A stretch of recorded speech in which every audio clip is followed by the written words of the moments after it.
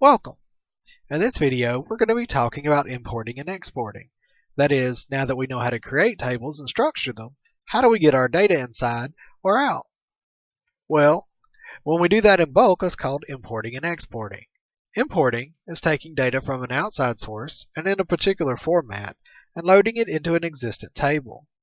Exporting is taking data that's already in a table and creating a file with that data in a specific format. The most common file formats are called CSV, XML, and JSON.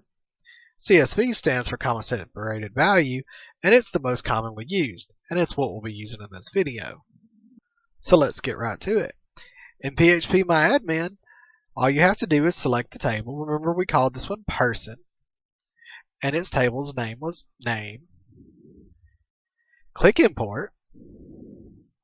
Select the file you want to import. We're going to click name. Now inside of name, this is what it looks like. You can see that it's encapsulated by quotes and separated by commas. This is pretty standard, and it has a different one on each line. If we scroll down, we can see that it shows us the same things. Columns separated with commas, columns enclosed with quotes. You can change these to be whatever you want, but you have to make sure it matches the file. Next, we're going to click Go.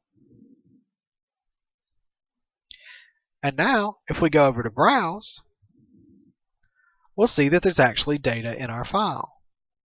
And that's importing data. So, to export it, we simply click Export. We don't have to select a template, but we do have to select a format. We'll do CSV again. There's also CSV for MS Excel if you intend to open it in an Excel sheet later. It can be useful. We're just doing it in text though, so CSV. Click Go.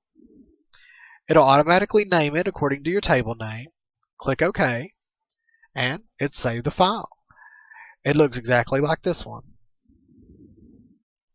Next, we're going to go over Workbench. In Workbench, we select Customers because that's our table here, and Person was our table itself. Click this little square next to it, and that'll let you see what's in the table. Currently, it's empty. It also gives you your export and import buttons. We're going to click Import. I'm going to go to where I have the file. It's called Customers. Open. This is a preview of what it's going to look like, but it's not actually saved yet. We're going to click Apply. It'll show you your query, handy if you're trying to learn them. Click Apply.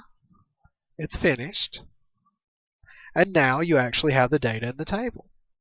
To export, you click Export. And then you give it a name and click Save. We already have one called that, but we'll just replace it. And now we have it exported. Now, something to be aware of is this is what the table looks like when it's exported into CSV with Workbench. It's not all new lined. In fact, it's all in the same line, and there's also no quotes. These things aren't necessary. As long as they're separated by commas, it still works, as you saw when we imported it. But different programs can export in different ways, and there's no uniform method. Well, that's it for importing and exporting. Next time, we'll go over how to manipulate data with queries. Brought to you by CreativeOnlineSchool.com.